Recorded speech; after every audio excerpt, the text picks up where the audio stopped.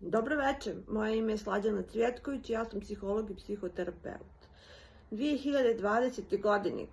godini koja je bila izazovna za sve nas i kada smo uglavnom bili zatvoreni po kućama i nismo se mnogo družili, imala sam priliku da učestvujem u jednoj divnoj aktivnosti, da čitanje počne na vrijeme. Bilo mi je zadovoljstvo biti moderator i biti dio te aktivnosti.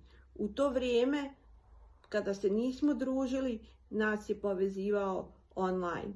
Povezivali su nas različiti računarski programi. Tada nismo čitali, ali smo razgovarali o čitanju. I zašto je važno da čitanje počne na vrijeme?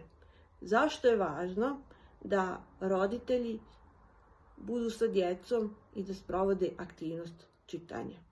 Mnogo je tu stvari, od onog standardnog usvajanje govora, bogaćenje rječnika, razvijanje mašte, učenja povezivanja. Puno je tu stvari koje doprinose razvoju djeteta. Ali ono što smo naglasili tada i što je možda neprikosnoveno i najvažnije, to je odnos. Jačanje odnosa između roditelja i djeteta. Ta rana aktivnost čitanja koja počinje kada roditelj čita svom djetetu različite priče, različite bajke, je neprikosnoveno vrijeme za njih, koje ćete priznati imamo sve manje i manje jer jurimo za različitim novčanim stimulusima koji su nam važni da bi održali kvalitet života i obezbijedili sebi i svojoj porodici neophodno. A ta trka ima svoju cijenu jer nam nedostaje ponekad dovoljno vremena da budemo sa svojima najmilijima, pogotovo sa djecom. I upravo ova aktivnost čitanja je ona najvažnija karika iz spona.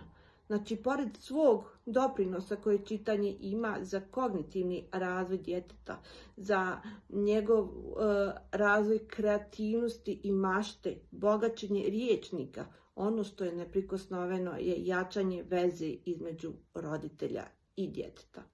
Na kraju krajeva, da bi naši mali učili, da bi krenuli putem čitanja, koje je neophodno i koje je veoma važno za njihov dalji razvoj i uspjeh u životu, važno je da to vide od svojih roditelja i da prve korake u vezi čitanja napravi sa njima.